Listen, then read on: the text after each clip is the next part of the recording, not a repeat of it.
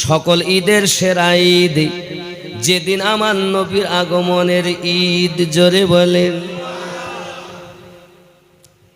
আল্লাহ পাক কোরআন শরীফে সূরা ইউনূসের ৫৮ নম্বর আয়াতে বলেছেন, কুল বিফাদলিল্লাহি ওয়া বিরহমাতিহি ফাবিযালিকা ফালইয়াফরাহু। আল্লাহ পাক বলেন, আল্লাহর ফজল ও রহমত পেয়ে নবী আপনি বলে দিন তারা যেন আনন্দিত হয়। আনন্দিত হলে আমি আল্লাহ পাক তাদের এত যা যা দান করব, যা তারা জমা করেছে তার থেকে বেশি দেব। আল্লাহ বলেন আনন্দিত হতে, আনন্দ প্রকাশ করতে। মোল্লা বলে আনন্দ করা বেদাত। বোঝা গেল এরা আদাত আর বেদাত আর শিরক ছাড়া কিছু বোঝে না। আর আমরা সুন্নি আল্লাহ আর নবী আহলে পাক সাহাবায়ে কেরাম ওলি আল্লাহ ছাড়া বুঝি না।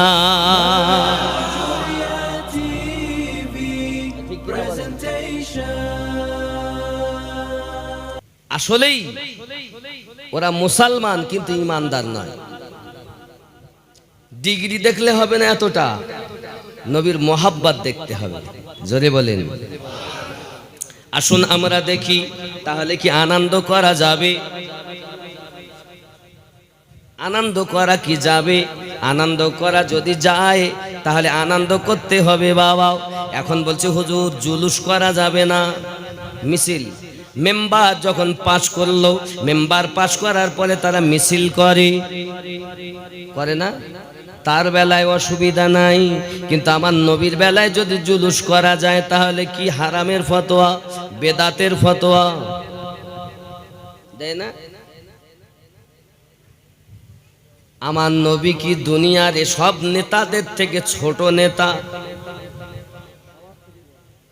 আল্লাহ যত নেতা বানিয়েছেন সব নেতার মহান নেতা আমাদের নবী। জোরে বলুন।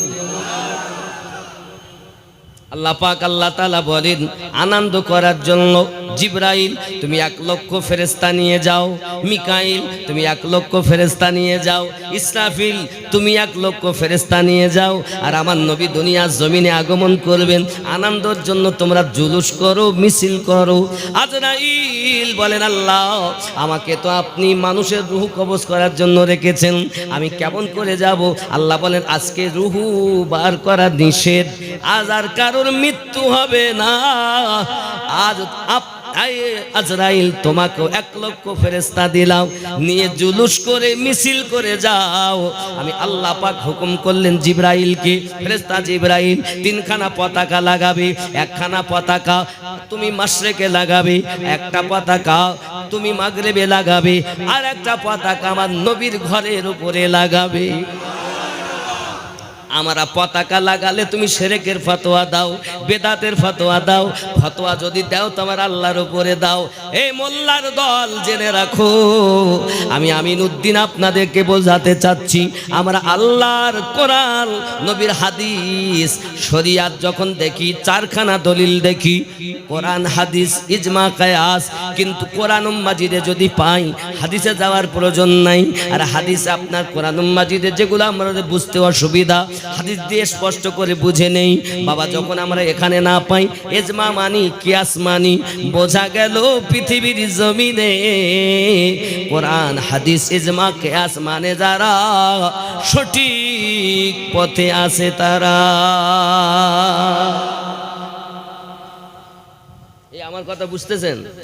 তাহলে যদি আপনি বেদাতের ফতোয়া দেন তা আল্লাহর প্রতি দেন না, এ কাউকে পাড়ার লোকের প্রতি দিচ্ছেন কেন? দোষ করেছে এই মোল্লারা নিজের দল চালানোর জন্য সঠিকটা বলিনি। আমার মতো বক্তারা আপনাদের সমাজে এই বার্তাগুলো দেয়নি। এ ভুলটা আমাদের, আপনাদের না। তা আমরা যখন আপনাকে বুঝিয়ে রেখেছি যে জুলুস করা বেদাত, মিলাদ করা বেদাত, তাহলে আপনি তো বলবেনই, কারণ আপনার ব্রেনে ঢুকে গেছে। কিন্তু এত বড় মৌলবি যদি কোনো মোল্লা থাকো যে না মিলাদ করা যাবে না, জুলুস করা যাবে না, তো অনুরোধ করে বলবো তুমি আদালত থেকে, তুমি থানা থেকে পারমিশন আনো, প্রশাসনের, বসো, কোরআন ও হাদিস থেকে আমি প্রমাণ করে দেব যে আমার নবীর জুলুস শুধু জুলুসে ফেরেশতা নয়, জুলুসে সাহাবাও। জোরে বলে। ফতোয়া আল্লাহর প্রতি দাও না, মোল্লার প্রতি দাও কেন? দোষ আপনি জানেন না, এটা আলাদা ব্যাপার। তা বেদাতের ফতোয়া এ কি নতুন কথা? আমি আমিনউদ্দিন এখনো পর্যন্ত ঘরের কথা বলেছি না, সব দলিল বলেছি। কথা বলেন, তা দলিল আপনারা মানবেন না। আর ওরা যেসব কথা বলে একটা দলিল নাই, শুধু দলিলবিহীন কথা, এটা করা যাবে না। আরে বাবা কোন কিতাবে আছে? মোল্লা তার দলিল না, আমিনউদ্দিন কি দলিল? তাহলে আমিনউদ্দিন বলে দিলে এটা করা যাবে না, মেনে নেবেন? মানা যাবে? মানতে গেলে উপযুক্ত দলিল দেওয়া লাগবে। আসলে ওরা প্লাস্টিকের ফুল দেখেন, দেখতে কত সুন্দর, আসলে ওর মধ্যে সুগন্ধ নাই। অরিজিনাল ফুল আর প্লাস্টিকের ফুল কি এক? যারা অরিজিনাল মুসলমান তারা ইমানদার, আর যারা ডুপ্লিকেট মুসলমান তারাই প্লাস্টিকের মতো। আরো একটু যুক্তি দেই, অরিজিনাল ফুলে সুগন্ধ আছে তাই মানুষ শোকে। অরিজিনাল মুসলমান তাদের মধ্যে নবীর প্রেম আছে, মোহাব্বত আছে, তাই বাঘ তাদের ভয় করে, গাছ তাদের সালাম করে, পানি তাদের ডুবায় না, কারণ নবীর প্রেম আছে, খুশবু পেয়েছে, তাই তারা মোহাব্বত করে আদর করে। আর প্লাস্টিক টুপি আছে, দাড়ি আছে, ডিগ্রি আছে, ফুলই তো, ও ফুল এও ফুল, এও গোলাপ ফুল সেও গোলাপ ফুল, ও গোলাপের পাতা সেও গোলাপের পাতা। তাহলে ওরা হলো ডুপ্লিকেট, সেজে আছে ওই কোরআন মাজিদের সূরা হুজরাতের মতো। ওরা যেহেতু হুকুম পালন করেছে প্রকাশ্য, তাই ওরা বলতে পারে, দাবি করতে পারে, কুলু আসলাম না, আমরা মুসলমান সেজেছি। ওয়ালাম্মা ইয়াদখুলিল ঈমানু ফি কুলুবিকুম, বিন্দু মাত্র ঈমান তাদের অন্তরে প্রবেশ করেনি। ঠিক কিনা বলেন? আল্লাহ পাক ঈদের আমার নবীর আগমনের আনন্দ মানানোর জন্য ফেরেশতাদের পাঠাচ্ছেন। আকাশে আনন্দ, জমিনে আনন্দ, তাই বলা হয় ফালা গুজ উঠি সদায়ে মারহাবা, আ গয়ে হুজুর আ গয়ে, আ গয়ে হুজুর আ গয়ে, গুঞ্জ উঠি সদায়ে মারহাবা, আ গয়ে হুজুর।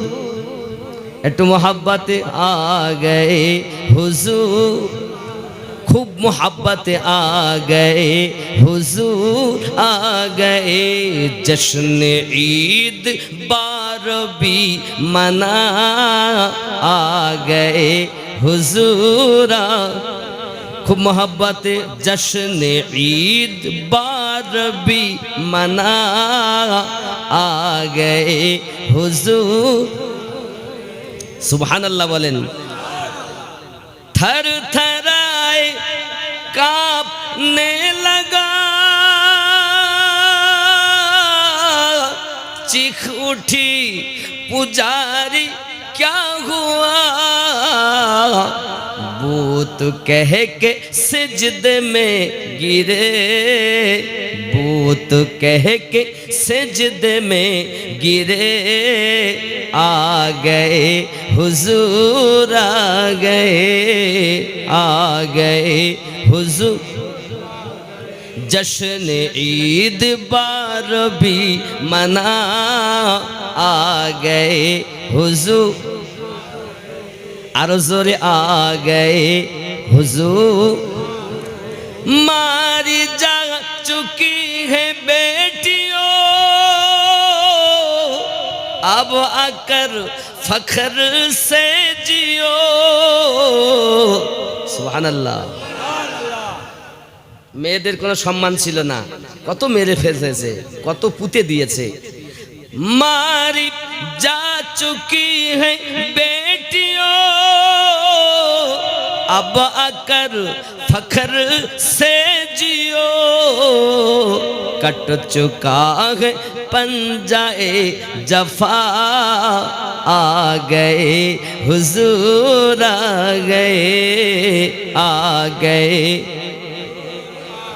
आरो जोरे गुंज उठी सदाए मरहबा आ गए हुजूर। नारे तकबीर, नारे रिसालत, नारे रिसालत, नारे हैदरी, नारे हैदरी।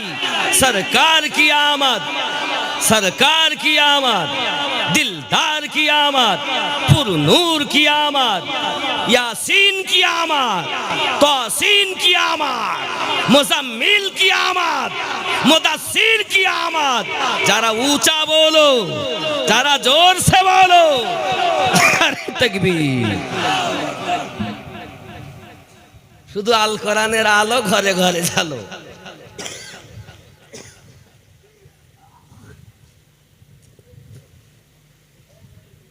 আল কোরআনের আলো ঘরে ঘরে জ্বালো, এই তাকবীরটা শিখে রেখে। তুমি জানো সূরা আল মাইদা ৬৭ নাম্বার আয়াত উঠিয়ে দেখুন।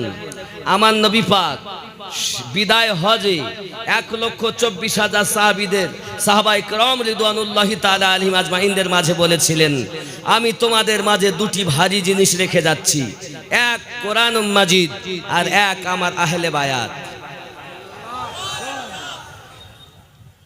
আর এক জায়গায় নবী বলেছেন, আমি তোমাদের মাঝে দুটি জিনিস রেখে যাচ্ছি, আল্লাহর কোরআন আর আমার সুন্নাহ। আর এইটাকে ঘুরিয়ে মোল্লার দর ঘুরিয়ে বলছে, আল্লাহ নবী বলেছেন আমি দুটো জিনিস রেখে যাচ্ছি, কোরআন আর হাদিস। কত বড় চোর! এক জায়গায় দেখাও না কোরআন আর হাদিস আমার নবী বলে গেছেন, পায়ে ধরে অনুরোধ করি দেখাও এক জায়গায় কোরআন হাদিস বলেননি। কোরআন মাজিদের পাশে আহলে পাকের কথা নবী বলেছেন, কোরআন মাজিদের পাশে নবী সুন্নাতের কথা বলেছেন।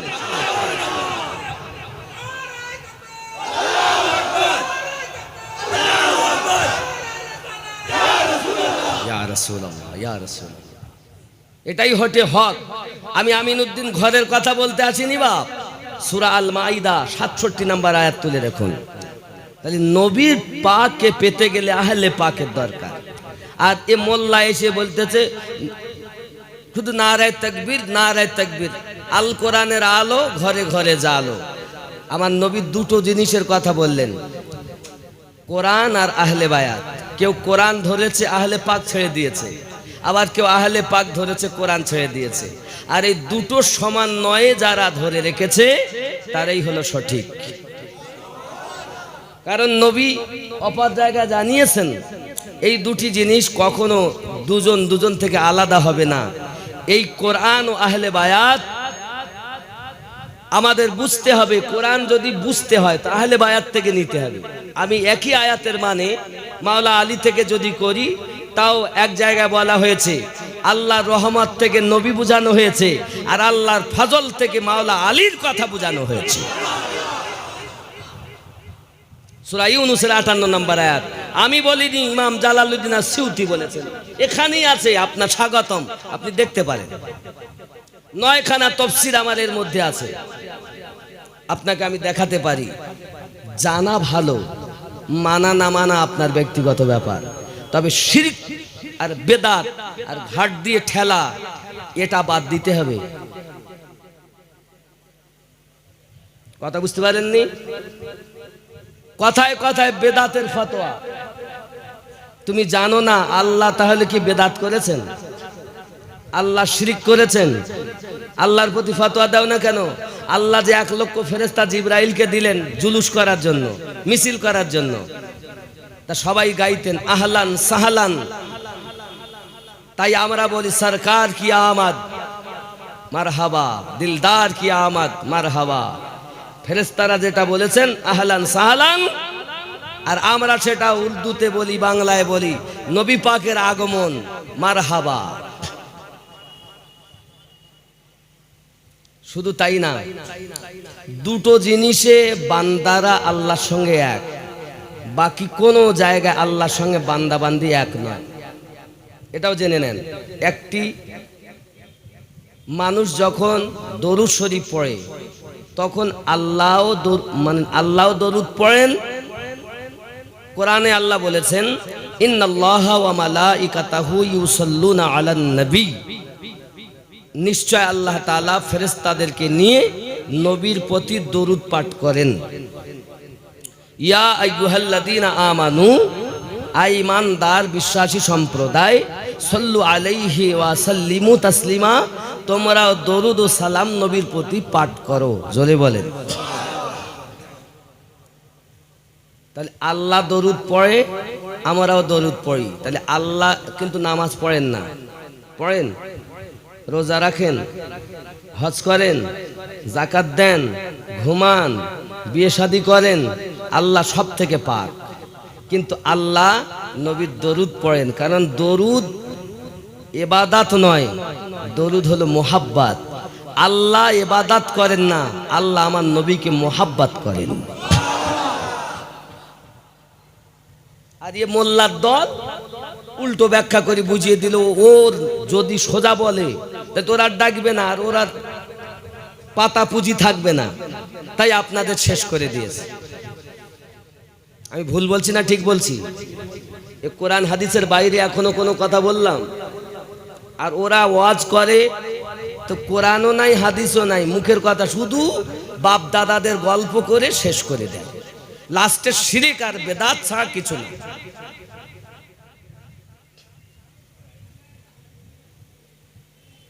আমরা তো আল্লাহর ওলির বিরোধী না, কিন্তু আগে আল্লাহ ওলি কিনা এটা আগে চেক করো। লোক দেখে ভুলো না, হাজার হাজার লোক যাচ্ছে তুমিও ছুটবে, তা কেমন করে হয়? আব্বা আমার, ইসলামের ইতিহাসকে জানুন, দেখুন হক সব সময় মুষ্টিমে কম।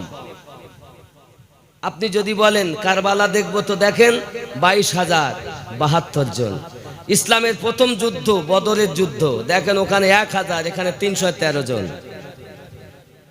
তাহলে হক সবসময় কম। আর বড় দল জাহান্নামী দল, যে দল এখন সব থেকে বড় হচ্ছে, এটাই দাজ্জালের সঙ্গে আসবে এই দুনিয়ায়। কথা বুঝতে পারেননি? তাহলে বড় দল দেখলে হবে না, মোহাব্বত কোথায় আছে সেটা দেখতে হবে। ফুল দেখলেই হবে না, অরিজিনাল কিনে এটা আগে যাচাই করতে হবে। অরিজিনাল হলে নবীর গন্ধ থাকবে, আহলে পাকের গন্ধ, সুগন্ধ থাকবে, পীর ও মুর্শিদের সুগন্ধ থাকবে। আর ডুপ্লিকেট যদি হয় তা শুধু বেদাত শিরক। যদিও বলে আমরা পীর মানি, এবার পীর আবার দুই রকমের, এক ওলি দুই রকম। কয় রকম? ইবলিসও বলো পীর ছিল, ইবলিস পীর না? তাহলে ইবলিসের কাছে মুরিদ হইতে হবে না? কথা বলেন? ইবলিস তো ফেরেশতাদের শিক্ষক, ও তো বড় পীর। পীর দুই রকমের, তাও কোরআন থেকে দলিল দেব। 7 নম্বর সূরা 3 নম্বর আয়াত, মিন দুনিহি আউলিয়া কলিলাম মা তাযাক্কারুন, যে আয়াত এইটা হলো শয়তানের আউলিয়া। আর 10 নম্বর সূরা 62 নম্বর আয়াত, যে আউলিয়ার কথা, আলা ইন্না আউলিয়া আল্লাহ, এটা হলো আল্লাহর আউলিয়া। তো আল্লাহর আউলিয়া নবীর সঙ্গে মিলাবে, আর শয়তানের আউলিয়া শয়তানের সঙ্গে মিলাবে। আমরা শয়তানের আউলিয়া মানি না, আল্লাহর ওলির দামান জীবন থাকতে ছাড়ব না।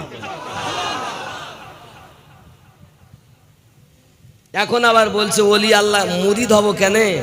নামাজ পড়বো, রোজা রাখবো, হজ করে মিটে গেল। আল্লাহ নিজে বলছেন মুরিদ হতে, পীর ধরতে, আর আর মানে না। তার মানে এরাই বদমায়েশ, এরাই 72 দলের মৌলবি। আমার বলো দুশ্মনের অভাব নেই, আবার প্রেমিকেরও অভাব নেই। যেমন ভালোবাসে রাত, এই দিনটা ছিল বলে তো রাতটা এত ভালো লাগছে।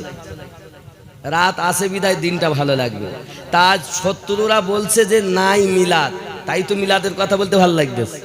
জুলুস নাই, তাই তো বলতে ভালো লাগতেছে, নাকি বলেন? জুলুস আছে। সহিহ মুসলিম মোবারকপুর থেকে যেটা সহিহ মুসলিম শরীফ ছাপানো, তার 419 পৃষ্ঠাতে আছে। আরবি। বাপজি আমার নবী কোন বাবে পাবো? বাপটি হলো হিজরাতের বাপ। এই হাদিসটি দেখিয়ে আমি আমার নবী পাকের কিছু ইসলাম প্রচারের কষ্টের কথা বলবো বাবা। কারণ পৃথিবীতে এর অনেক মানুষ আছে মিলাদুন নবী উপলক্ষে আনন্দ র্যালি করা বা জুলুস করা যাবে কিনা, হাদিস থেকে বলছি। রাসূল পাক সাল্লাল্লাহু আলাইহি সাল্লাম এই ধাত্রীর বুকে এসেছেন, এটা সকল মুসলমান তথা সৃষ্টি জগতের জন্য মহা আনন্দের বিষয়। আর সেই আগমনের আনন্দকে উদযাপন করার অন্যতম পন্থা হলো আনন্দ র্যালি বা জশ্নে জুলুস করা। কেননা হিজরাতের দিন মদিনার নারী ও পুরুষ শিশুরাও প্রিয় নবী সাল্লাল্লাহু আলাইহি সাল্লামের আগমনে আনন্দিত হয়ে মদিনার রাস্তায় ও ঘরের ছাদে ইয়া মুহাম্মাদু ইয়া রাসূলুল্লাহ, ইয়া মুহাম্মাদু ইয়া রাসূলুল্লাহ বলে স্লোগান দিয়েছেন। জোরে বলেন সুবহানাল্লাহ। হাদিসটি লম্বা, সংক্ষিপ্ত করে আমি আপনাদেরকে বলি।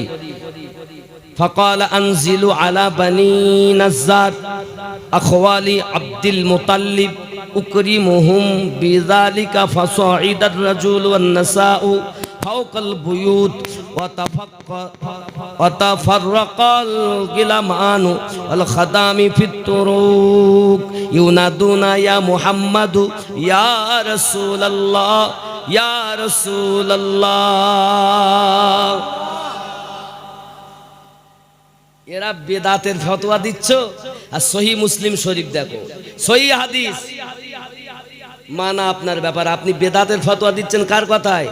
আরে একটা দলিল দাও না, ক্ষমতা থাকে তো। মুখে বললে বেদাত মানবো না, দলিল।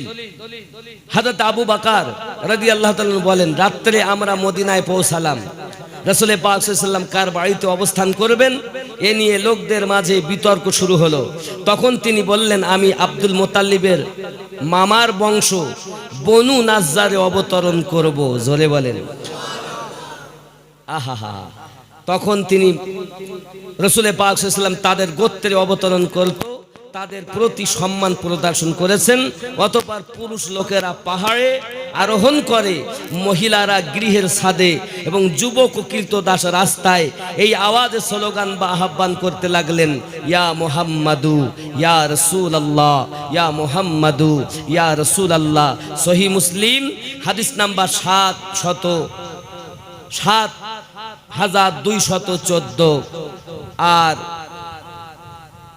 মুসনাদে আবি আলা হাদিস নাম্বার 116। জোরে বলেন সুবহানাল্লাহ।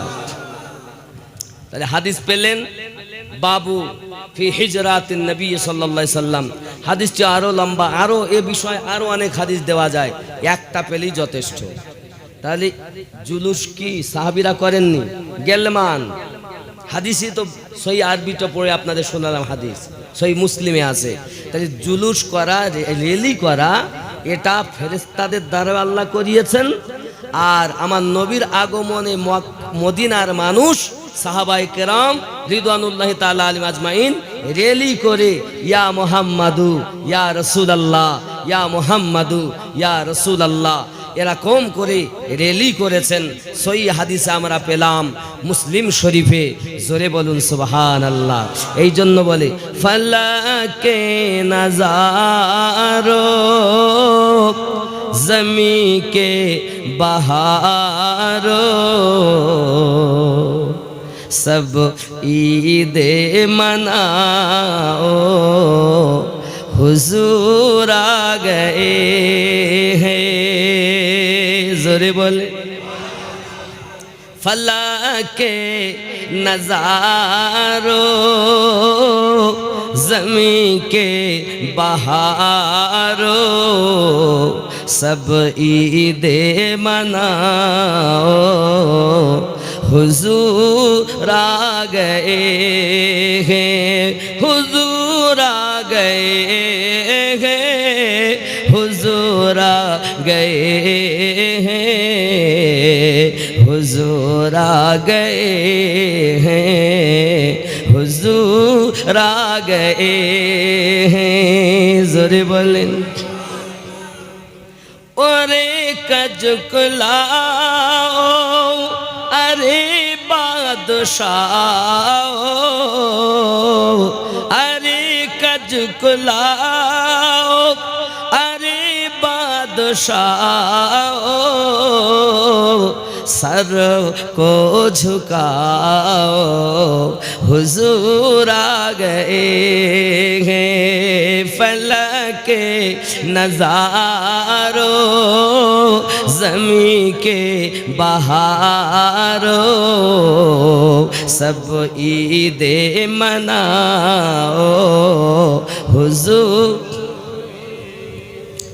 उठो गम के मारो चलो बेसहारो, उठो गम के मारो चलो बेसहारो, सर को झुकाओ हुजूर आ गए हैं, हुजूर आ गए हैं, हुजूर आ गए हैं, हुजूर आ गए हैं, हुजूर आ। सुभान अल्लाह। আসুন আমার নবীর আগমন হয়েছে। অনেকে বলেন নবী কত বছরে নবী হয়েছেন? আমাদের নবী কত বছরে নবী? একটা কথা বলেন না। দোজাহানের নবী। আজকে উত্তর শোনেন।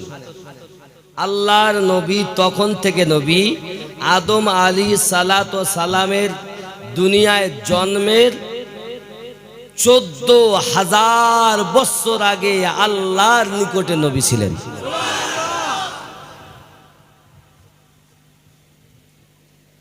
আমি বলিনি, ইমাম বুখারীর ওস্তাদ মাসনাদে আব্দুর রাজ্জাকের মধ্যে লিখেছেন। জোরে বলেন। একই কথা শিয়াবুল ইমানের মধ্যে লেখা আছে। অনেকেই হাদিসটি রবায়াত করেছেন। আমি যদি এই হাদিসটি এখন আপনাদের কাছে পড়তে যাই তো কমপক্ষে হাদিস সম্পর্কে আধা ঘন্টা চলে যাবে। তাই আমি এতটুকুই বোঝেন, আল্লাহ পাক আল্লাহ তাআলা আমাদের নবীকে তখন নবী বানিয়েছেন। এবার যদি বলেন হুজুর সত্যি কি তাই? সারমর্ম কথা, আদম আলাইহিস সালাম যখন মাটি পানির মধ্যে তখন আল্লাহর নিকটে নবী। আর এক শ্রেণীর মৌলবীরা বলছে নবী 40 বছরে নবী হয়েছেন। বলে নাউজুবিল্লাহ। আসমান জমিন চাঁদ সিতারা কিছুই ছিল না, আল্লাহর নিকটে আমাদের নবী তখনও নবী ছিলেন। দুনিয়ায় এসে 40 বছরে উনি নবুয়াত প্রচার করেছেন। আব্বাজি আমার সোনামানিকেরা, আমার নবী পাক সাল্লাল্লাহু আলাইহি ওয়াসাল্লাম জগতের বুকে আগমন করবেন। হযরতে আম্মা আমেনা রাদিয়াল্লাহু তাআলা আনহার জন্ম।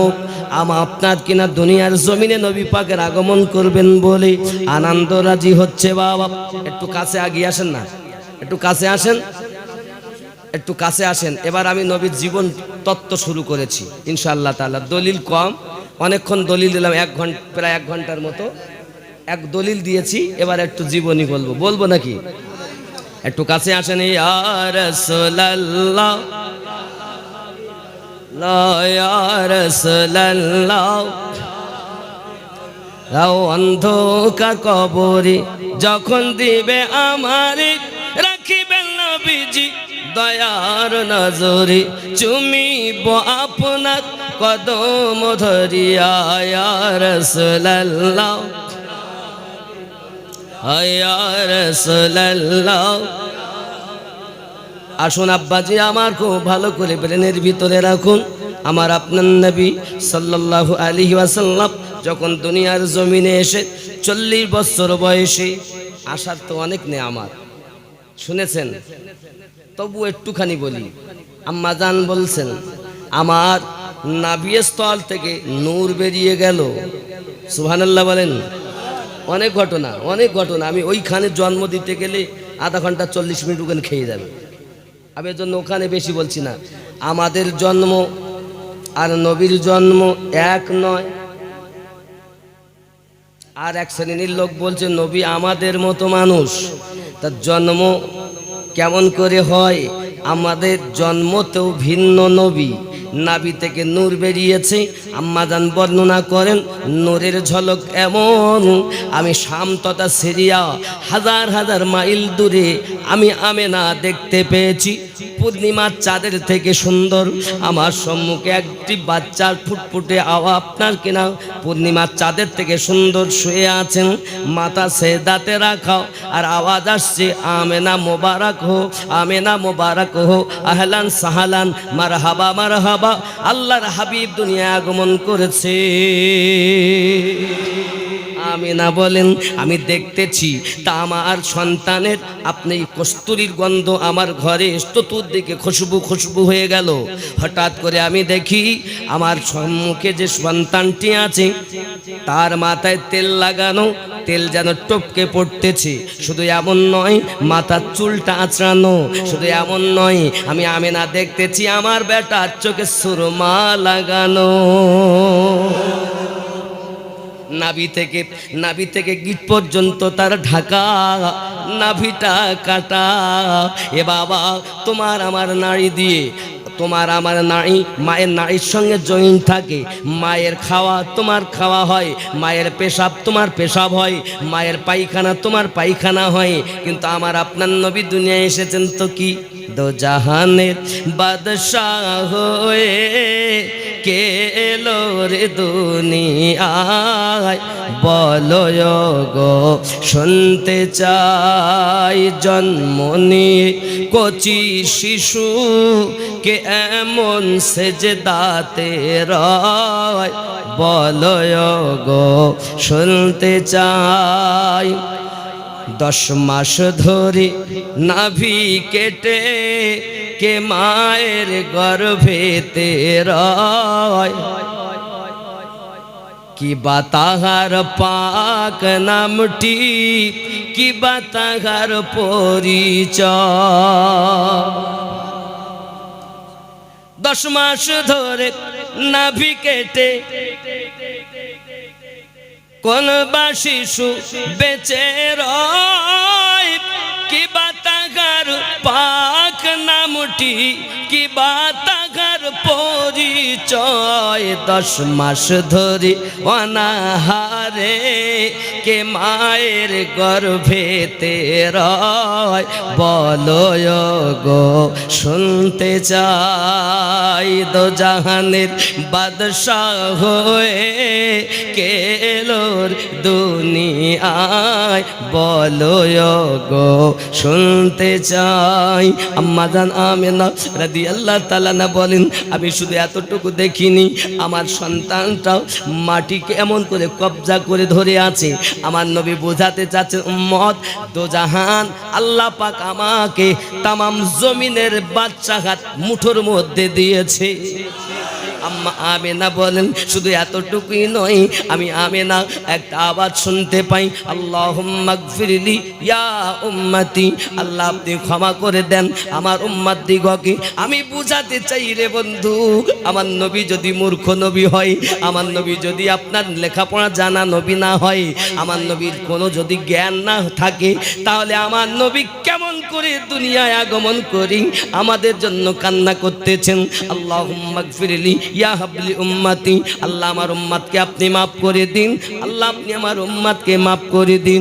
যুবক রে, না না না না, আপনি যে ব্যাখ্যা করে করে বলতেছেন ইকরা বিসমি রাব্বিকাল্লাযী খালাক, নবী আপনি পড়ুন জিবরাইল আমিন বললেন হুজুর আপনি পড়ুন আল্লাহর নামে। নবী পাক বললেন ক্বালা, নবী আমার বললেন ক্বালা মা আনা বিকরিন, নবী আমার বললেন আমি লেখাপড়া করার জন্য আসে নাই। আর ওরা বলতেছে মানে করে 72 দলের মৌলবীরা ডিগ্রি এতরা, তারা মানে করে বলছে নবী বলেছেন আমি লেখাপড়া জানি না, আমি পড়াশোনা জানি না। না রে বাবা, পড়াশোনা জানা আলাদা, আর আমার নবী পাক বলছেন ক্বালা মা আনা বিকরিন, আমি পড়াশোনা করার জন্য আসি নাই। নবী বুঝাতে যাচ্ছেন জিবরাইল রে, আল্লাহ পাক আল্লাহ তাআলা আমাকে ছাত্র করে পাঠান নাই, তামাম দুনিয়ার জন্য আল্লাহ আমাকে শিক্ষক করে পাঠিয়েছে।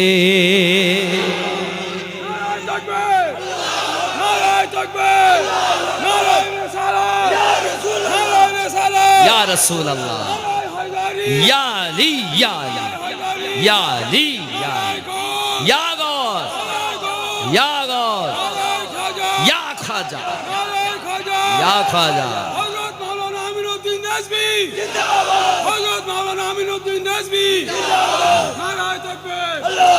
ও বাবা, কি ভেবেছেন নবী মূর্খ? আমরা মূর্খ নবীর উম্মত? আবার নাকি উর্দুটা নাকি তাদের মাদ্রাসায় শিক্ষা করেছে, নাউজুবিল্লাহ বলে। আমার নবী নাকি দারুল উলুম দেওবন্দে উর্দু শিখেছে, ওদের কেতাবে লেখা। চ্যালেঞ্জ আমার, যদি ওদের কেতাবে না থাকে আপনাকে হাত কেটে দিয়ে যাব। ওদের কেতাব আছে আমার কাছে সব। মায়ের হালালি রক্ত যদি তোমার, মায়ের হালালি দুধ যদি থাকে, বসার ব্যবস্থা করো। তোমরা নবী সম্পর্কে বিয়াদবি করবে আর তোমাকে হুজুর বলতে হবে?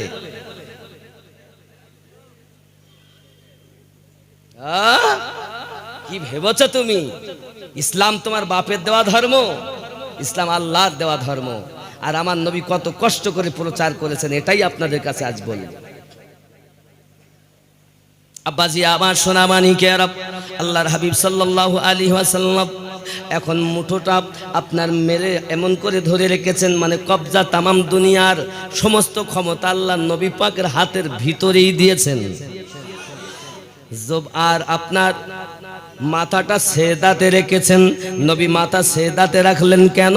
আদম থেকে ঈসা নবী পর্যন্ত নবীনদের যুগে এমন একটা প্রথা ছিল।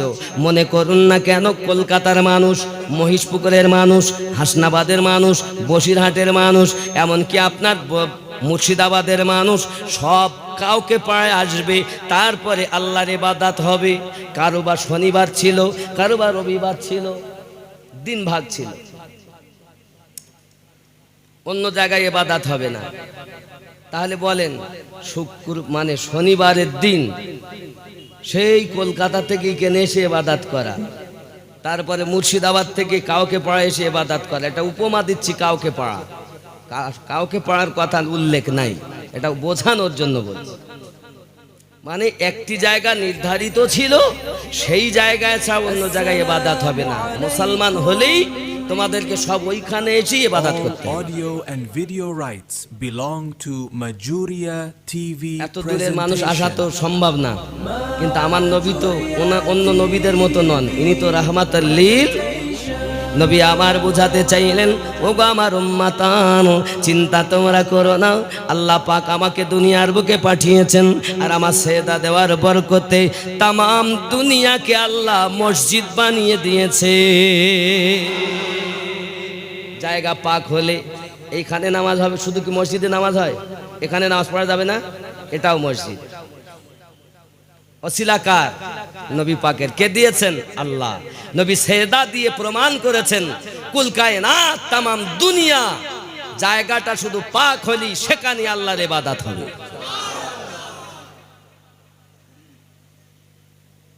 কুল কায়নাতের মধ্যে আপনি আবার যদি মনে করেন পায়খানা ঘরের মধ্যে গিয়ে পড়বো, হবে না? বলো, ওটা না পাওয়া জায়গা। জায়গা পাক হলি ইবাদত হবে। কথা বুঝতে পেরেছেন? জায়গা পাক, দেহ পাক, বদন পাক, সব পাক। তার থেকে মারাত্মক হলো কলব পাক।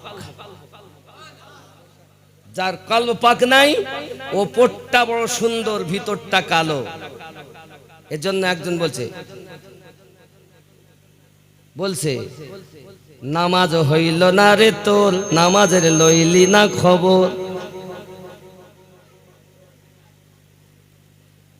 নিয়ত করে যখন নামাজ তুমি পড়ো, রুকু সেদা ফেলে আগে মশাটাকে মারো। নামাজ যদি পড়তে দেয়, যদি মশায় এক কামড় দেয় তো রুকু সেদা বাদ, আলহামদুলিল্লাহ। নামাজ হইল না রে তোর, নামাজের লইলি না খবর। ঠিক নেই?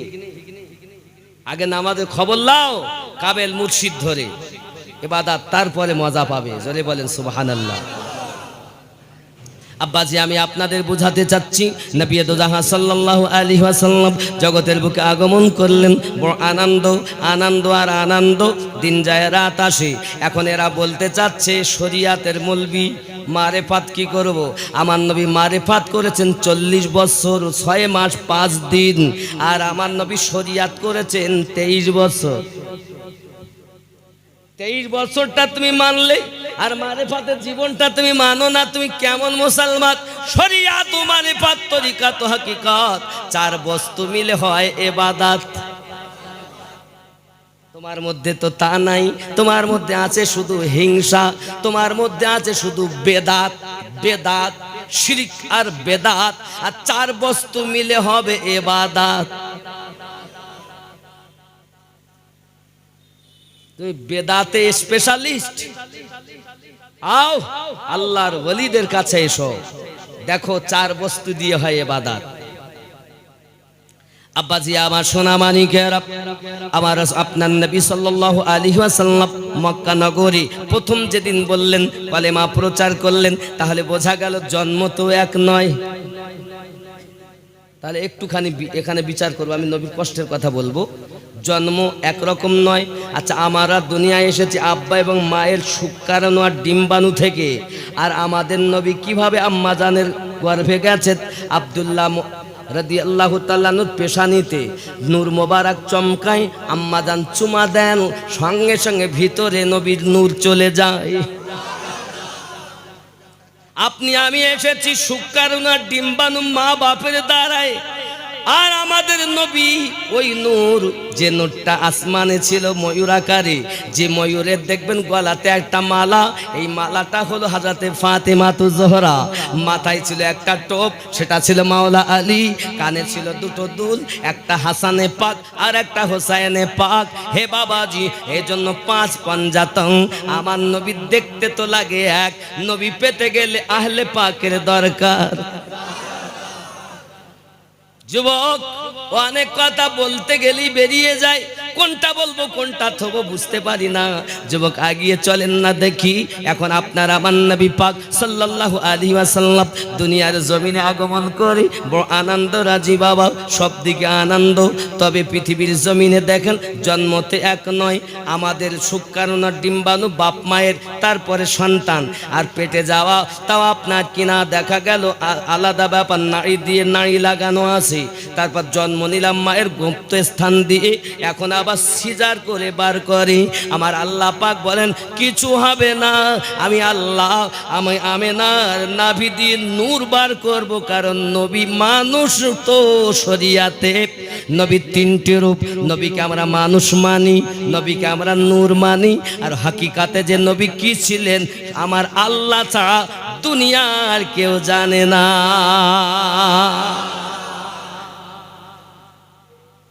যদি বলেন নবী মানুষ নাই, আপনার ঈমান থাকবে না। আবার যদি আপনি বলেন নবী নূর নয়, তবু ঈমান থাকবে না। আর যদি আপনি বলেন হাকিকত মানি না, তবু আপনার ঈমান থাকবে না। তাই বলে আপনি মনে করবেন না যে মানুষ মানে আমাদের মতো মানুষ।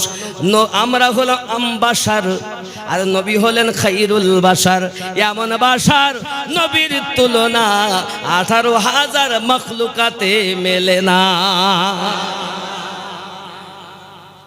এই ঈমান রাখো, এই ঈমান। খালি বেদাতের ফতোয়া, ডিগ্রিওয়ালা দেখছো, মোহাব্বত ওয়ালা দেখো। যে মোহাব্বত কারো কাছে পাবে না, শুধু হক ওয়ালা আহলে পাক ওয়ালাদের দরবারে পাবে, গৌসে পাকের দরবারে পাবে, খাজা পাকের দরবারে পাবে, শাহাবুদ্দিন সরওয়ার্দির দরবারে পাবে। বাহাউদ্দিন নকশবন্দির দরবারে পাবে, মুজাদ্দিদ আলফে সানি হুজুরদের দরবারে পাবে, তাদের অনুসারী যারা সেখানে গিয়ে মোহাব্বত পাবে। ইহা ব্যতীত শুধু শিরক আর বেদাতে ভরপুর হয়ে গেছে। কথা কি বুঝতেছেন? তাহলে আমরা জন্ম তো এক না, এক। আচ্ছা চলুন আমরা একটুখানি দেখি।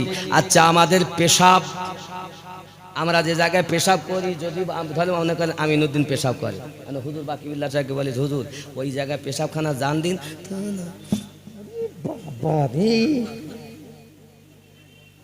গন্ধ না?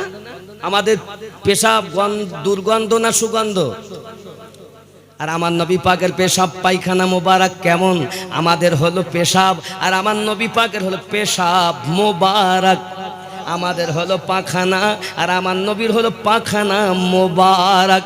আম্মা আয়েশা রাদিয়াল্লাহু তাআলা না বলেন, আমি আমার নবী পাকের পেশাব পায়খানা করাকে একবার আমি দেখার জন্য যাই, যে দেখি আমার নবী বেরিয়ে আসলেন, আমি সঙ্গে সঙ্গে গেলাম, পেশাব মোবারক পেলাম না, পায়খানা মোবারক পেলাম না, শুধু কস্তুরীর সুগন্ধ পেলাম। আমার নবীর পেশাব মোবারক, পায়খানা মোবারক, কস্তুরী, আর আপনার আমার পেশাব পালাবে সব মিস্ত্রি।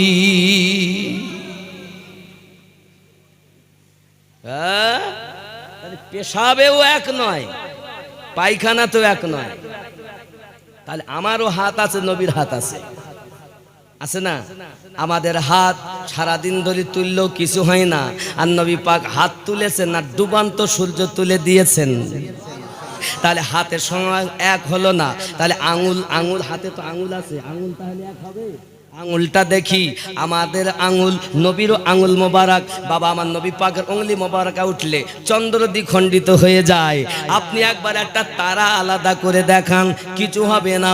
আব্বাজি আমার সোনামানিকেরা, আমার নবী পাকের উংলি মোবারক শুধু এতটুকু দেখো নাই, 1400 সাহাবী পেরেশান হয়ে গেছেন জিহাদের মাঠে। ও গো সোনামানিকেরা, পানি নাই, অল্প পানি আনা হয়েছে, আমার নবী হাত মোবারক ভরেছেন, 5টা আঙুল দিয়ে পানির ফোয়ারা জারি হয়ে গেছে। আমাদের আঙ্গুল আর নবী পাকের উংলি মোবারক এক নয়, তাহলে কোন ধারে আপনি বলছেন নবী আমাদের মতো? না রে বাবা না, আমার নবীর তুলনা মেলে না। কোন মোল্লা তোমায় বুঝিয়েছে? বলছে তুমি জানো না জামি আজহার থেকে পাশ করে গিয়েছে, কোটি কোটি ফলোয়ার। আজ ফলোয়ার দেখো না, মোহাব্বত দেখো।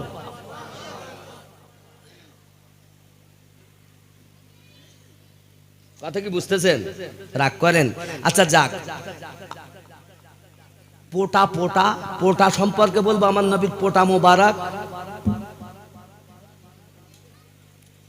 আরে নাকের পোটা,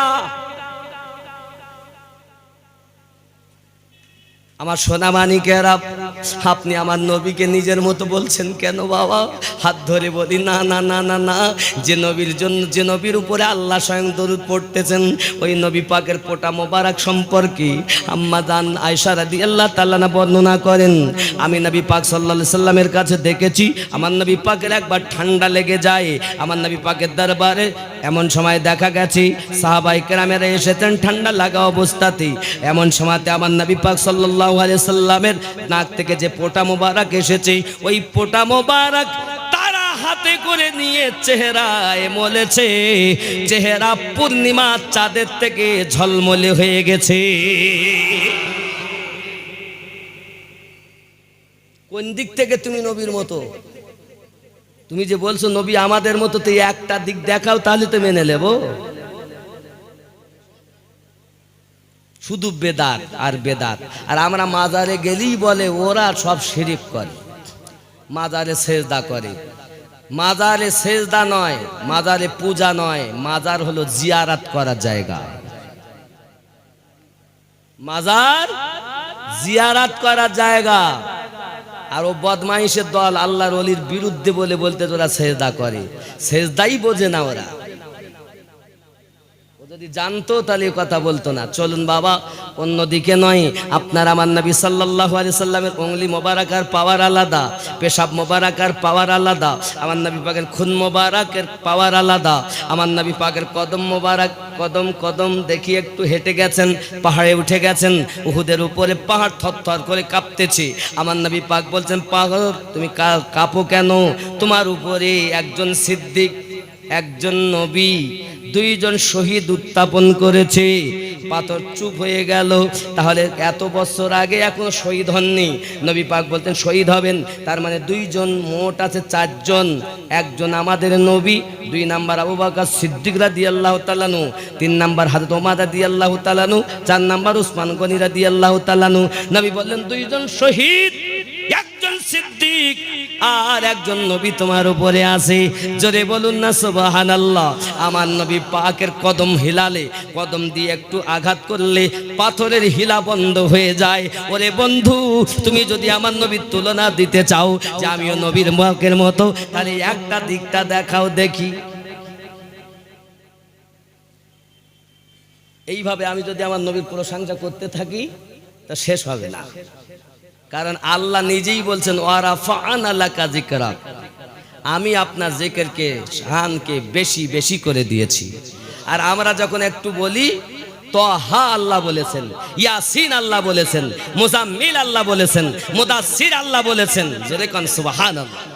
যার চেহারায় ওদ্দুহা, যার চেহারা ওদ্দুহা, আমার নবীর চেহারা দেখে কলেমা পড়ে মুসলমান হয়েছে। চলুন না আমার নবীর একটু দুঃখের কথা বলি। আব্বাজি, আমার নবী আমার প্রথম যখন ইসলাম প্রচার করে, কেউ তো মানেন না বাবা। নবী আমার টুকটুক করে মাতাবে কাবায়, মাতাবে কাবা, কাবার কাছে আমার নবী এসেছেন। আবু জাহেল ছিল সেখানে। এমন সময় আমার নবীর বড় হিংসুটে ছিল আবু জাহেল। আবু জাহেল আমার নবীকে ধরার পরে কাবার দেওয়ালে আমার নবীজির মাথা কানা নিয়ে আপনার কিনা বারবার কাবার দেওয়ালে মারতেছে। আমার নবী পাকের মাথা ফেটে যায়, কোনো কথা বলেন না। আল্লাহর হাবিব কিছুই বলেন না।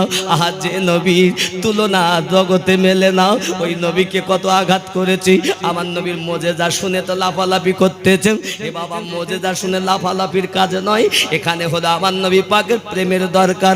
মুসলমান কিভাবে আমার নবী ইসলাম প্রচার করেছে দেখুন। এমন সময় কাবা যখন আমার নবীজিকে বারবার মাথা মেরে মাথা ফাটিয়ে দিলেন, নবী আমার কিছুই বললেন না, রক্ত ঝরতেছে। ওই অবস্থাতে নবী বাড়ি পানে রওনা দিয়েছেন। আম্মাজান খাদিজাতুল কুবরা রাদিয়াল্লাহু তাআলা আনহার বাড়ি।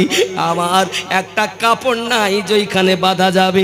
আম্মাজি নিজের ওড়না খানা ছেড়ে আমার নবীর মাথায় বেঁধে দিয়েছেন। আল্লাহ আল্লাহ আল্লাহ আল্লাহ। আমি আমার নবীর কষ্টের কথা কি বলবো বাবা। আল্লাহর হাবিবের বড় কলিজাতে বেদনা, আল্লাহর হাবিবের কলিজায় বড় ব্যথা। একটি মাত্র কারণ, আল্লাহ আমি তো জান্নাতের দিকে ডাক দেই, তোমার বান্দা বান্দি কেন আমার কথা শোনে নাও? ওরে যুবক, তারা কলেমা পড়েনি, তাদের জন্য যদি নবী এত দুঃখ করেন, আর কলেমা পড়ে যদি কেউ সিনেমার হলে যায়, আমার নবী কত দুঃখ পাবে। কলেমা পড়ে যদি কেউ মদ পান করে, আমার নবী কত দুঃখ পাবে। কলেমা পড়ে যদি কেউ মদ পান করে, সুদ খায়, গাঁজা খায়, বাবা, তাহলে নবী আমার কত কষ্ট পাবে। যুবক রে, যদি অমুসলিমের জন্য নবীর এত দুঃখ হয়, কলেমা পড়ার পরে কোন লজ্জাতে সিনেমা দেখতে যায়? কলেমা পড়ার পরে কেমন করে পরের মেয়ের হাত ধরে বাগানে চলে যায়, বাবা আমার হোটেলে চলে যায়, মেলায় চলে যায়, বাবা আমার পার্কে চলে যায়। যুবক, আমার নবী কি কম ব্যথা পায় নাকি রে বাবা? কলেমা না পড়লে তাদের জন্য যদি এত ব্যথা হয়, তাহলে কলেমাওয়ালাদের জন্য আমার নবীর অন্তরে কত বেদনাও। ওরে আমার সোনা মানিকেরা, এমন সময়তে আমির হামজা রাদিয়াল্লাহু তাআলা আনহু বাড়িতে ছিলেন না। তিনি তখন কলেমাও পড়েননি। উনি যখন স্বীকার করে বাড়ি এসেছেন, ওনার বিবি বলতে চাচ্ছেন, গরম নজরে আমির হামজা ছিলেন বড় উচ্চ কদের মানুষ, বুঝতে পেরেছেন? এসেছেন তো বিবি সঙ্গে সঙ্গে আপনার কিনা বলছেন, আপনি কেমন মানুষ, আমার দিকে এমন ভাবে চাচ্ছেন? আপনি জানেন আপনার ভাইপোকে আবু জাহেল কি করেছে? কি করেছে? মাথা ফাটিয়ে দিয়েছে। আহা, আমির হামজা রাদিয়াল্লাহু তাআলা কিছু বললেন না, সোজা কাবার মাহতাবে কাবার কাছে চলে গেছে। গিয়ে দেখেন আবু জাহেল বসে আছে, সঙ্গে সঙ্গে তাকে আবু জাহেলকে ধরে আমার নবীকে যেমন কাবার দেওয়ালে মেরে মেরে মাথাটাকে ফাটিয়ে দিয়েছে, রক্তপাত করেছে। যুবক রে, এ সোনা মানিক হযরত আমির হামজা রাদিয়াল্লাহু তাআলা সঙ্গে সঙ্গে আপনার আবু জাহেলের মাথাকে ধরে আপনার দেওয়ালে মেরে মাথা ফাটিয়ে দিয়েছেন, রক্ত ঝরিয়ে।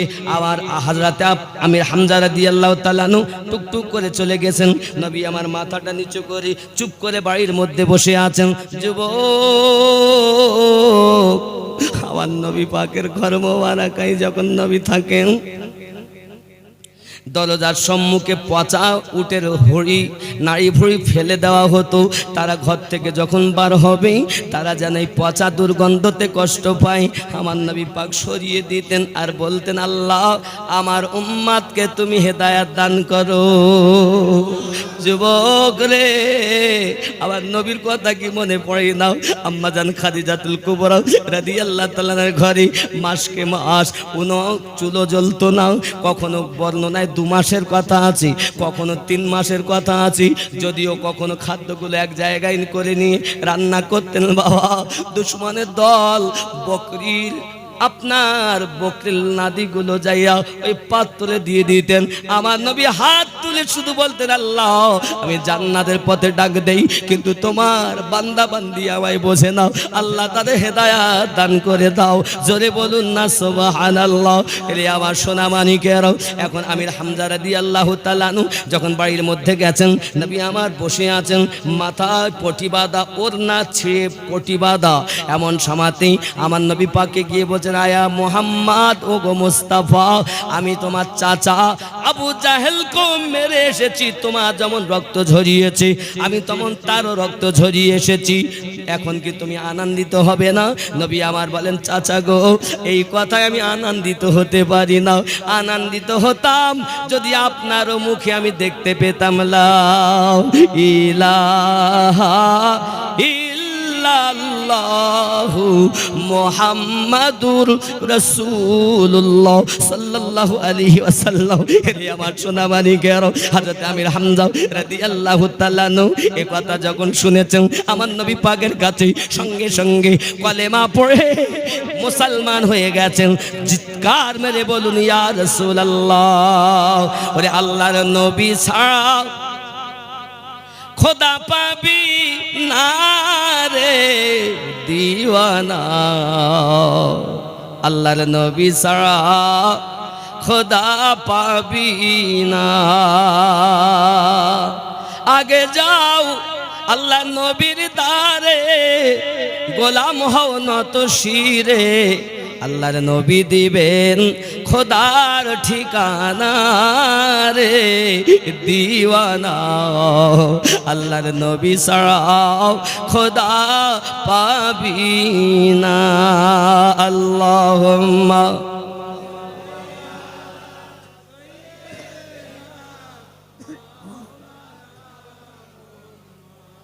ওয়া আলা আলি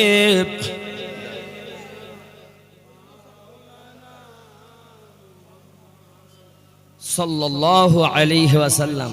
আমার নবীর তুলনা হবে? হবে? আব্বাজি আমার কোথাও মেলে না। একটু দরুদ আল্লাহ।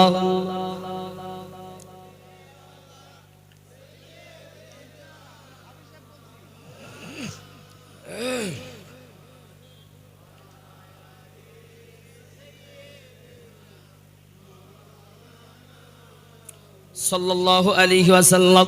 আব্বা আমার নবী পাকের কত রক্ত ঝরেছে, মাথা থেকে পায়ে এসেছি। তোমার আমার পিতা যদি কিছু সম্পত্তি রেখে যায়, তাহলে আমার বাপের আমার দাদুর সম্পত্তি আমি অযথা ব্যয় করতে পারবো না, বাপের সম্পত্তি নষ্ট করতে পারবো না।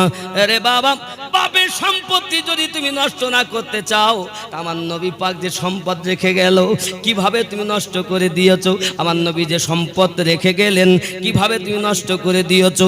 আমার নবী তো তখন আরো বেশি ব্যথা পান।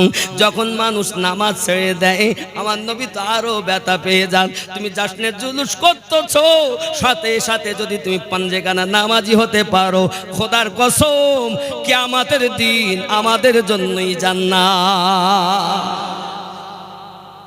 আল্লাহর নবী মুসা আলাইহিস সালামের জামানায়, আল্লাহর নবী মুসা আলাইহিস সালামের জামানায় একজন মহিলা এসেছেন মুসা নবীর কাছে, এসে বলতেছেন, ওগো নবী মুসা, আমি বড় পাপ করে ফেলেছি। কি পাপ? বলে আমি জেনা করেছি, জেনা করার পরে আমার গর্ভে বাচ্চা এসেছে, সে বাচ্চাটাকে আমি নষ্ট করে দিয়েছি, আমি নষ্ট করে দিয়েছি, এখন আমি তো বড় পাপ করেছি, এখন আমার উপায় কি? রে আমার সোনা মানিকেরা, আল্লাহর নবী মুসা আলাইহিস সালাম আপনার কিনা বলতে চাচ্ছেন, তাই তো তুমি তো বড় পাপ করেছো, এক তো জেনা, উপরন্ত বাচ্চা হত্যা, বড় কতল, বড় গুনাহ। এই গুনাহ তোমার কি হবে? হঠাৎ আল্লাহর ফেরেশতা জিবরাইল এসে গেলেন, এসে বলছেন, ওগো নবী মুসা আলাইহিস সালাম, আপনি বলে দিন পৃথিবীর জমিনে তার থেকে বড় গুনাহ আছে? Majuria TV presentation. এমন সময়তে ফেরেশতা জিবরাইলকে মুসা নবী বলছেন, সেটা আবার কি গুনাহ? বলে বাচ্চা কতল করার থেকে, জেনা করার থেকে বড় গুনাহ হলো যদি কেউ নামাজ ছেড়ে দেয়। ওরে সোনা মানিক, তুমি এমন মুসলমান নামাজ পড়তে যাচ্ছ না বাবা, কিন্তু বলতেছে নামাজ না পড়লে কি হবে, আমার ইমান খাঁটি রয়েছে, আমি সুদ খাই না, মদ খাই না, মিথ্যা বলি না, চিটিংবাজি করি না, আমার ইমান পোক্তা। না বাবা না, বোঝা যায় পৃথিবীর জমিনে যদি কেউ নামাজ ছেড়ে দেয় তাহলে সে জেনাকারীর থেকে বেশি গুনাহ হয়, যদি কেউ নামাজ ছেড়ে দেয় তাহলে সে আপনার বাচ্চা কতলকারীর থেকে বেশি বড় গুনাহ করে ফেললো। আমি বলিনি, ফেরেশতা জিবরাইল মুসা নবীর কাছে বলে গেছেন। বাবা আমাদের নবী পাকের কাছেও এইরকম একটা হাদিস পাওয়া যায়। আমার নবী পাক সাল্লাল্লাহু আলাইহি সাল্লামের কাছে একজন ব্যক্তি এসে হাজির হয়, হুজুর আমার বলেন না পৃথিবীর জমিনে আমিও জেনা করেছি, আমিও এরকম বাচ্চা কতল করেছি। আমার নবী পাক বলেন, আল্লাহর ফেরেশতা জিবরাইল এসে বললেন, হাবিব আপনি জানিয়ে দেন সব থেকে বড় গুনাহ হলো নামাজ ছেড়ে দেওয়া। জেনে বুঝে যদি কেউ নামাজ কাজা করে দেয়, অবহেলা করে, বাচ্চা কতল করার, জেনা করার থেকে বেশি বড় গুনাহ করেছে। আজ থেকে প্রতিজ্ঞা করুন, তওবা করুন, আল্লাহ আর জীবনে নামাজ ছেড়ে দেব না। রাজি আছেন তো? নামাজ তো সুন্নিদের জন্য, ইমানদারের জন্য। আমরা তো ইমানদার না, কি বলেন? আমরা কি শুধু মুসলমান না ইমানদার মুসলমান? যদি ইমানদার হন নামাজ পড়েন। চায়ের দোকানে সময় দিচ্ছেন, আমার নবী কত ব্যথা পাচ্ছে, হ্যাঁ কত গুনাহ করছেন। নবী আমার দোয়া করছেন, আল্লাহ আমার উম্মতকে মাফ করে দাও। দুনিয়ার জমিনে এসে কাঁদতেছেন, তাহলে আজ থেকে আমরা তওবা করব মন থেকে, আর আমরা গুনাহের পথে যাব না। আল্লাহ আমাদেরকে হেফাজত করবেন নিশ্চিত। আল্লাহ পাক বলেন, আমার বান্দা বান্দি তোমরা যদি ফিরে আসো, আমি আল্লাহ তোমাদের জীবনে গুনাহ মাফ করে দেব। আমার নবীর তুলনা হবে না বাবা। যদি বলেন হুজুর না না হবে, তাহলে একটু আমার নবী থুতু মোবারকের কথা বলবো। থুতু মোবারকা বলবো নি? বলেন বলেন, বলবো। থুতু মোবারকা শোনেন। বয়সটা আমার নবী পাকে প্রায় আপনার কিনা 4 বছর অতিক্রম করেছে, 6 বছরের কাছাকাছি। আমার নবীজিকে নিয়ে আসছেন হযরতে হালিমাতুস সাদিয়া রাদিয়াল্লাহু তাআলা না মক্কা নগরে ফিরিয়ে আনতেছেন। প্রতিমধ্যে একজন মহিলা কুয়ার ধারে কান্না করে। সঙ্গে সঙ্গে আম্মাজান বলছেন, কি ব্যাপার, কাঁদো কেন? ডাক দিয়ে বলতেছেন, ওগো আমার হালিমা বোন, আমার কোলে একটা বাচ্চা ছিল, এই কুয়াতে পড়ে গেছে, ওই বাচ্চাটা ডুবছে উঠছে বলে আমি মা কাঁদি। আমার নবী পাক সাল্লাল্লাহু আলাইহি সাল্লাম সেখানে গিয়ে আপনার কিনা থুতু মোবারকা দিলেন। সঙ্গে সঙ্গে কুয়ার পানি ফোয়ারার মতো জোশ মেরে ডোবা বাচ্চাটাকে ওপরে উঠিয়ে দিয়েছে। জোরে বলেন। যার নাম হলো শেফা, আছে না? আবে শেফা, শেফা পানি। আব্বাজি আমার থুতু মোবারকার পাওয়ার শুধু এতটুকুই নাই, আপনার থুতু যদি লেগে যায় তাহলে সে জায়গায় আর কেউ মানুষ যায় না, মাছি বসে, মানুষ আর আমার নবী পাকের থুতু মোবারকার চেহারায় মলতেন, আমার নবী পাকের হুজুর পানি চেহারায় মলতেন। আমার নবী পাকের থুতু মোবারকার পাওয়ার দেখুন, গালে সুর পাহাড়। আমি আমিনুদ্দিন নিজ পায়ে সেখানে উঠেছি, বড় কষ্ট করে উঠেছি আব্বা। আমার নবীর দুঃখ কত কষ্ট হয়েছে উঠতে সেখানে। আমি আমিনুদ্দিন এই বয়সে যদি উঠতে কষ্ট হয়, আমার নবী পাক যখন হিজরত করেন 53 বছর বয়স, আমার তো 41 প্লাস। তাই যদি এত কষ্ট হয়, 10-20 বার অন্তত বসেছি। 5000 ফুটের ওপরে সেই সুর পাহাড়টা যেখানে নবী আশ্রয় নিয়েছিলেন। এখন হযরত আবু বকর রাদিয়াল্লাহু তাআলা গেছেন, গিয়ে দেখতেছেন গর্ত আছে, সেখানে আমি গিয়ে নামাজ পড়লাম। একজন মানুষ শুইতে পারে আর একজন মানুষ আপনার কিনা বসতে পারে, এই বসা ছাড়া ওখানে আর কোনো উপায় না, দাঁড়ানোর কোনো উপায় নাই। আমি আমিনুদ্দিন সেখানে গিয়ে অনুভব করি বাবা, ওইখানে গিয়ে দেখা গেল আবু বকর রাদিয়াল্লাহু তাআলা আনহু আমার আপনার নবীজিকে আপনার কিনা করলেন কি, নিয়ে যখন শুয়ে আছেন আর একটা সাপ, সব ছিদ্র বন্ধ করেছেন, একটা পারেননি। ওখানে পায়ের গোড়ালি, কেউ বলেছেন পায়ের আঙুল রেখে দিয়েছেন। সাপটা বারবার যায়, কামড় মারে। একবার মারিনি, 70 বার আবু বকর রাদিয়াল্লাহু তাআলা পায়ে কামড় দিয়েছে। পায়ে যখন কামড় দেয় রে বাবা, আবু বকর রাদিয়াল্লাহু তাআলা জীবন দিচ্ছেন, বলে আমি জীবনে যদি মারা যাই তাও ভালো, তবে আমি কখনো আমার নবীর আরামে ব্যাঘাত ঘটাতে পারবো না। এত ছিল তাদের মোহাব্বত বাবা। সিরিয়ার জমিনে যে স্বপ্নটা দেখেছেন সেটাই হলো আজকে পূর্ণ হচ্ছে বাবা। কারণ সিরিয়ার মাটিতে স্বপ্ন দেখেছিলেন পূর্ণিমার চাঁদ তার বুকে নেমে এসেছে। রাহিব বলেছিল তার বয়স ছিল 390 বছর, আর আবু বকর রাদিয়াল্লাহু তাআলা তার বয়স ছিল 37.5 বছর, আর আমার নবীর বয়স ছিল 40 বছর। তারিখ বলছি আমি, ভালো করে বোঝেন। তারিখে ইবনে খুলদুন উঠিয়ে দেখবেন, তারিখে তাবারি উঠিয়ে দেখবেন, তারিখ খুলে দেখবেন আমার নবী পাক সাল্লাল্লাহু আলাইহি সাল্লামকে আপনার কিনা সম্পর্কে স্বপ্ন দেখেছেন আবু বকর রাদিয়াল্লাহু তাআলা আনহু।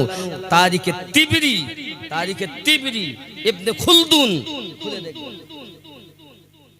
বন্ধু আমার 70 বার কামড় দিয়েছে পায়, তবু তিনি পা তুলছেন না। কারণ সিরিয়ার জমিনে স্বপ্ন আজ পূর্ণ হয়, জীবন দেব তবু আমি পা সরাবো না। বিষের জ্বালাই চেহারা নীল হয়ে গেছে, চোখ দিয়ে পানি ঝরতে আরম্ভ করেছে, আর চোখের পানিটা পড়ার জায়গা পেল না। আমার নবী পাকের চোখের নিচে চোখের পানি আবু বকরের পড়ে গেছে। যখন চোখের পানি পড়ে গেছে বাবা, ওই চোখের ফোঁটা পানির কত নসিব আমার নূর নবীর নুরানি চেহারা ওয়াদ্দুহার উপরে পড়েছে। আমার সোনামানিকেরা ওয়াদ্দুহা চেহারার উপরে যখন আবু বকর রাদিয়াল্লাহু তাআলা চোখের পানি, আমার নবী পাক হাত চোখ খুলে বলেন কি হয়েছে গো আবু বকর? হুজুর মনে হয় আমাতে কিছু কামড় দিয়েছে। পাটা সরানোর হুকুম দিলেন। পা সরানোর পরে একটা সাপ এসে গেছে। আমার নবী পাক ওই ক্ষত জায়গায় 70 বার যেখানে কামড় দেয়, দংশন করে, কোন মানুষ বেঁচে থাকতে পারে না। প্রেম কেমন? জীবনের থেকে বেশি প্রেম করাটাই হলো ইমানদারের লক্ষণ। আজ এমন প্রেম করেছেন, আপনি মদিনায় চলে যান, আমার নবী পাকের পাশে শুয়ে আছেন, 70 বার দংশন করেছে রে বাপ। সাপটা এসেছে বাইরে, আমার আপনার নবী থুতু মোবারকা দিলেন, সঙ্গে সঙ্গে সাপের বিষ পানি হয়ে যায়। তোমার থুতু দিলে এই জন্য মাঝে মাঝে দেখবেন কিছু হলে আমরা থুতু দেই। এই থুতু দেওয়াটা আমার নবী পাক সাল্লাল্লাহু আলাইহি সাল্লামের সুন্নাতে পরিণত হয়। বাবা আমার থুতু মোবারক, যদি বেনামাজি থুতু কিছু হলে ফোড়া হয়ে তাতে থুতু দে, বসে যাবে, বলে না, ছোট একটা ঘামাসি মতো হয়ে তাই থুতু দিবি, থুতু দেয়, আস্তে আস্তে আল্লাহ ভালো করে দেয়। এই যদি একজন মানুষ সাধারণ মানুষের হয়, তাহলে আমার নবী পাকের থুতু মোবারক কেমন? আবু বকর রাদিয়াল্লাহু তাআলা আনহু সাপের বেদনা যন্ত্রণা 20 নিমিষের মধ্যে পানি হয়ে গেল। তাহলে কোন দিক থেকে আপনি নবীর মতো হয়েছেন? আর সেই নবীর জশ্নে জুলুস করতে গেলে বেদাতের ফতোয়া দেয়। এই বেদাতের ফতোয়া একমাত্র নবীর প্রেম যাদের নাই তারা ছাড়া কেউ বলতে পারে। একজন ইমানদার মুসলমান কখনো এই কথা বলতে পারে না যে জশ্নে জুলুস ঈদে মিলাদুন নবী করা শিরক ও বেদাত। আল্লাহ আমাদের সকলকে বুঝ শক্তি দান করুক। সবাই বলি আল্লাহুম্মা আমিন। আসুন সকলে সালাম ইয়া নবী।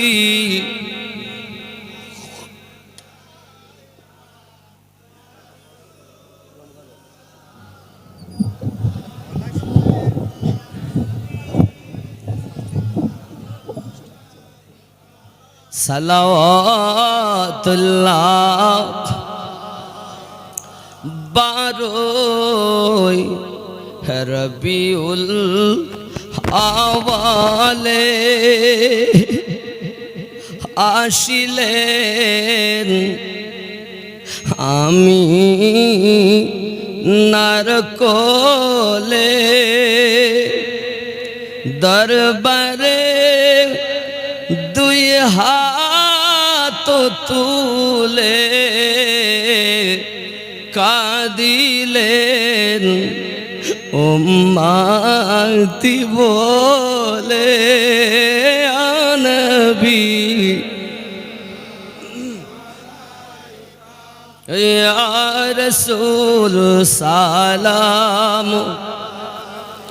ইয়া হাবিব সালাম সালাওয়াতুল্লাহ দরদি গো ও গো উম্মতের দরদি নবীজি আমার হালিমার কোলে তে নবী এক স্তনের দুধ খাইলেন সবই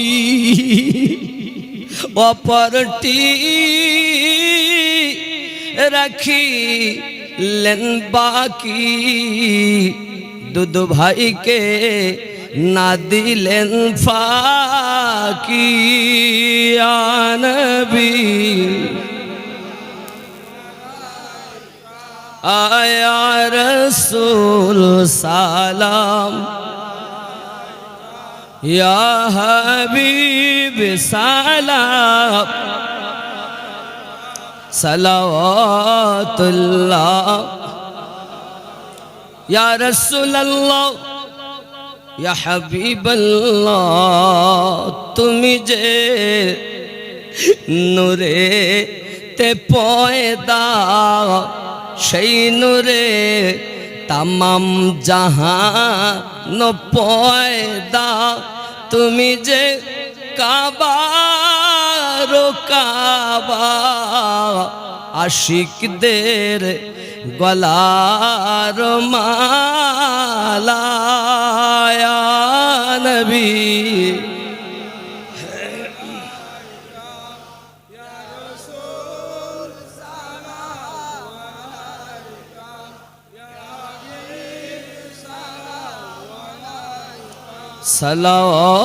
সালাওয়াতুল্লাহ নবীজি তুমি যে ঘুমাও না রাতে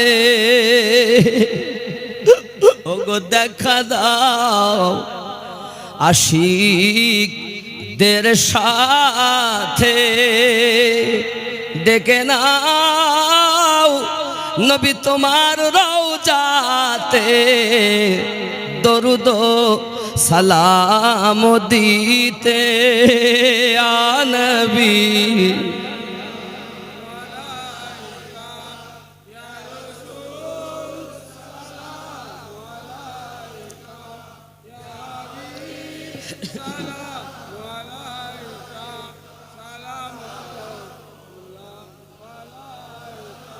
আসসালাতু ওয়াসসালামু আলাইকা ইয়া রাসূলুল্লাহ।